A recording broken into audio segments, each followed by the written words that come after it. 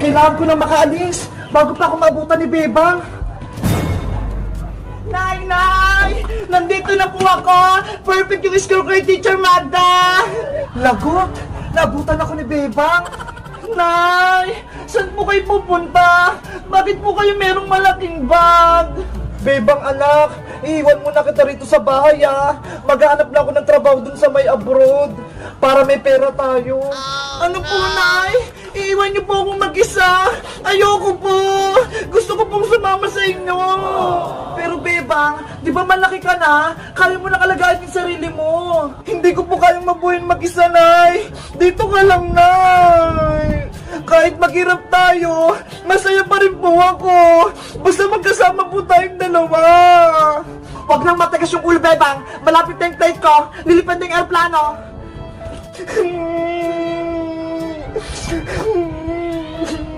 Tsaka, hindi ka naman pababayaan ni Iska tsaka ni Princess Sila yung kasama mo. Sino pong mag-aalaga sa akin? Wala po akong kasama rito sa may bahay. Bukas na bukas, darating dito yung tiyahin mo, tsaka yung pinsan mong si Maria. Sila muna yung makakasama mo rito sa bahay. Huwag na po kayong umalis, Nay! Dito lang po kayo! Ay, naisundo kang tricycle! Mag-ingat ka rito, Bebang! Lagi mong tatandaan, mahal na mahal kita! Tatawagan ko sa'yo kapag andun ako sa ibang bansa! Oh, no! Nanay! Huwag niyo po akong iwan! Babay, Bebang ko!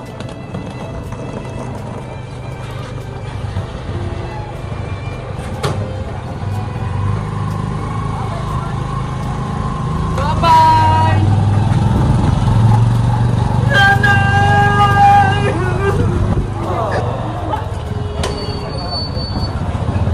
Nanay ko! Huwag niyo akong iwan!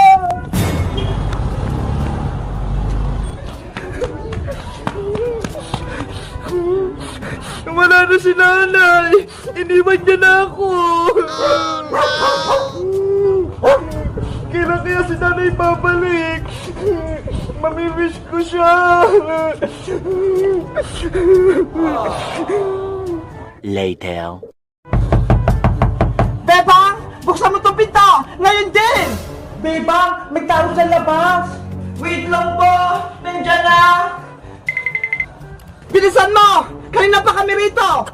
Sino kaya yun? Sino po ba kayo? Hindi ko po kayo kilala. Ako lang naman ang iyong tita Margaret, kapatid ng iyong nanay. At kasama ko rito ang pinsan mong si Maria. Mami, Mary yung pangalan ko, hindi Maria. Ano pong ginagawa niyo rito, tita Margaret? Kami ang magbabantay rito sa bahay niyo. Hinabilin sa akin ng nanay mo. Ganun po ba? Sige po, pasok po kayo rito sa loob ng bahay namin. Maria, halika na rito sa loob. Wow! Mami! Ang laki-laki ng bahay ni Tita Sitang! Meron pa silang Christmas tree! Ang laki-laki! Simula ngayon, dito na tayo titira, Maria. Talaga, Mami! Yay! Oh, no! Hello po! Princess, Iska, siya si Tita Margaret, tsaka yung pinsan ko si Maria. Hello po! Kamusta po kayo? Ako po si Princess! Sino naman sila, Beba? Nawala lang yung nanay mo? Kung sino-sino ang mga pinapapasok mo rito sa bahay nyo? Kaya nga, baka mamaya kukuha lang sila ng gamit dito sa loob ng bahay. Hi Maria, mapagbintang ka naman. Kaibigan kami ni Bebang, no? Kaya hindi kami gagawa ng masama dito sa bahay nila. Mukha ka kasing mabaho aming madungis. Ay aba, ginagalit mo ako? Gusto mong makatikin? Princess, tama na yan. Huwag kang makipag-away. Sinabihan kasi ako, Bebang, na mukhang madungis Siya nga, mukhang mabaho. Mami, palukasin mo na nga yung mga kaibigan ni Bebang. Lalo na yan, si Bungenge. Princess, huwag mo nang patulang. Bebang, palukasin mo mga kaibigan mo. Ngayon din. Opo, Tita Margaret, lalabas na po kami. Papasok na po kami sa school. Tara na, Iska, Princess. Pasok na tayo sa school. Tara na nga, lumabas na nga tayo. Excuse me po. Maniyang maasim yung mukha. Mami, inasal pa ako ni Bungenge.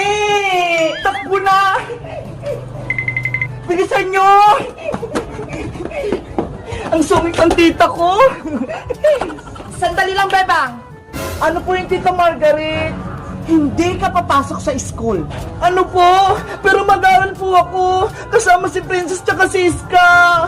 Simula ngayon, dito ka lang sa loob ng bahay. Hindi ka lalabas at hindi ka may kipaglaro sa mga kaibigan mo. Ano daw? Tita Margaret, wag naman po. Gusto ko pong mag-aaral.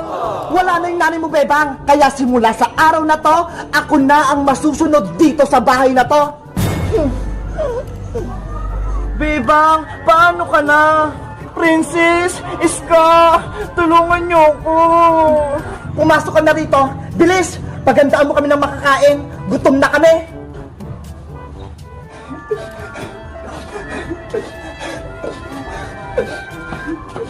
Mabuti nga sa'yo, Bebang. Hindi mo na makikita yung kaibigan mong si Princess Bungenge, pati si Iska.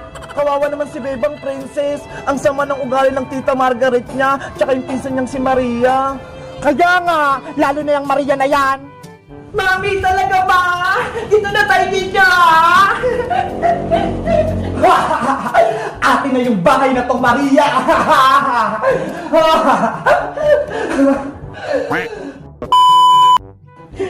Ang sarap-sarap ng ulam namin. Lechon manok. Bebang, tapos na akong kumain.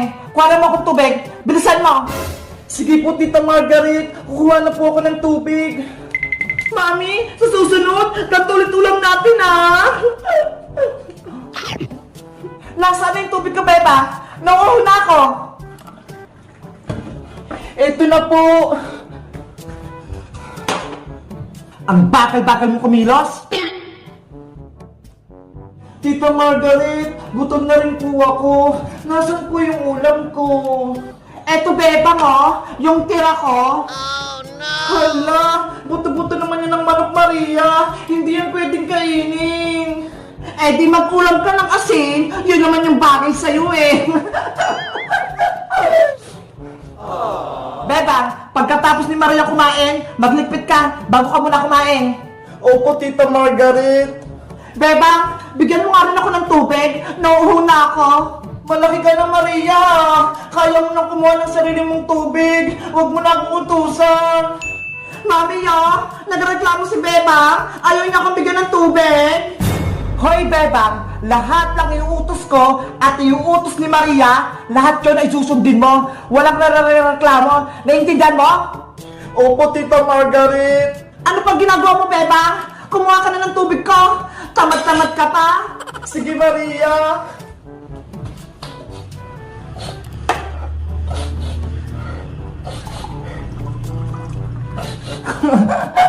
May utusan na ako.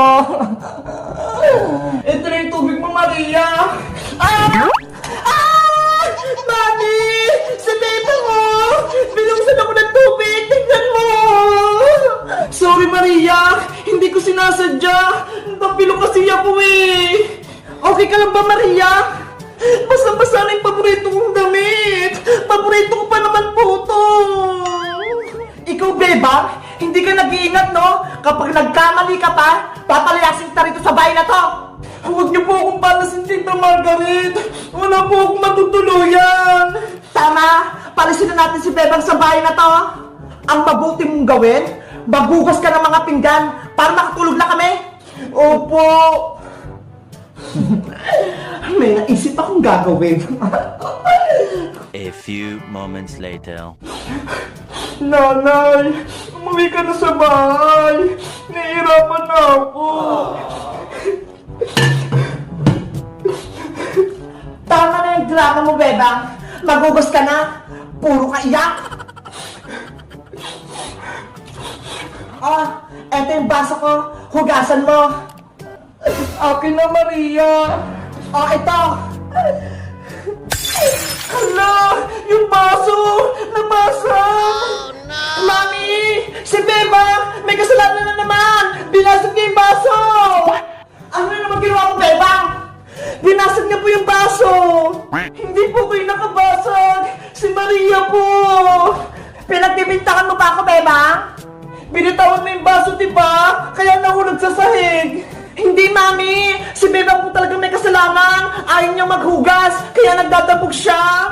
Halika nga rito! Talagang ginagalit mo ako?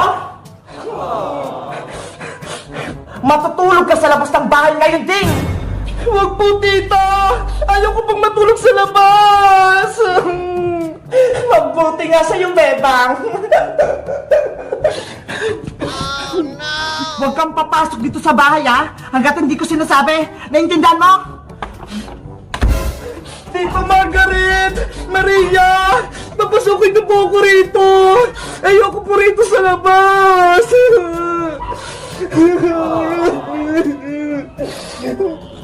Si Bebang yun, ah! Nasa labas ng bahay nila! Umiiyak! Tito Margaret! Maria! Papasukin niyo po ako rito sa loob ng bahay! Takot po ako rito sa labas! Madilim! Bebang, gusto mo? Buksan ko yung pinto? Oo, Maria! Tulungan mo ako! Papasukin mo ako dyan sa loob! Sige, pero may isang kondisyon. Sabihin mo muna, Senyorita Maria, buksan mo tong pinto. Ganon! May kondisyon pa! Ano? Ayaw mo ba, Bebang? Bahala ka, hindi kita papapasukin. Sige, sasabihin ko na. Senyorita Maria, nakikiusap po ako sa inyo. Buksan niyo po yung pinto. Gusto kong pumasok. Ganyan nga, Bebang. Tawagin mo akong senyorita. Maria, pumasok ka dito sa loob. Hayaan mo si Bebang sa labas. Sige po, Mami! Nandyan na po ako! Maria! Buksan mo muna yung pinto! Huwag kang alis! Hindi mo ako tinawag na senyorita, Bebang! Pwes, diyan ka lang sa labas! Senyorita Maria! Buksan mo yung pinto! Maawa ka! Yan ang nararapat sa'yo, Bebang. Diyan ka sa labas matutulog habang kami ni Mami sa higaan mong malambot na tutulog. Maria! Pasok na! Bilis! Apo, Mami, nandyan na! Good night, Bebang! Sana multuhin ka dyan! Buksan niyo yung pinto! Maria!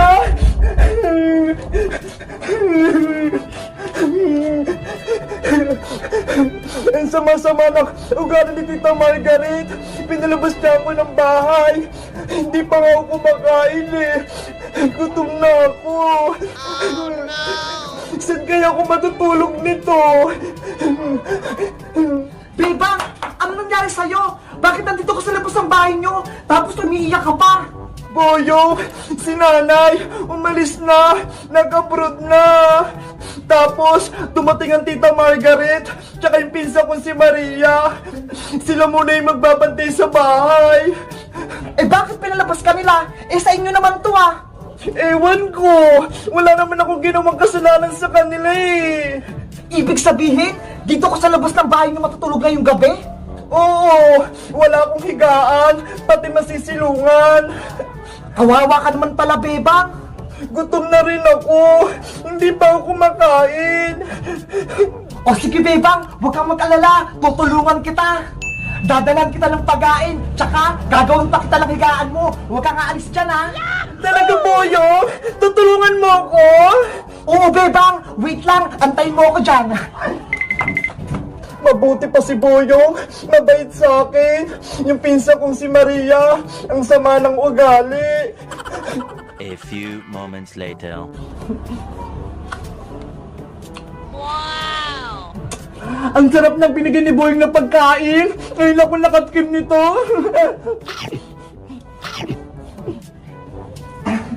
Bebang, tapos ko na itong gawing baybayan mo. Okay na po sa'yo to? Tignan mo nga. Wow, ang ganda.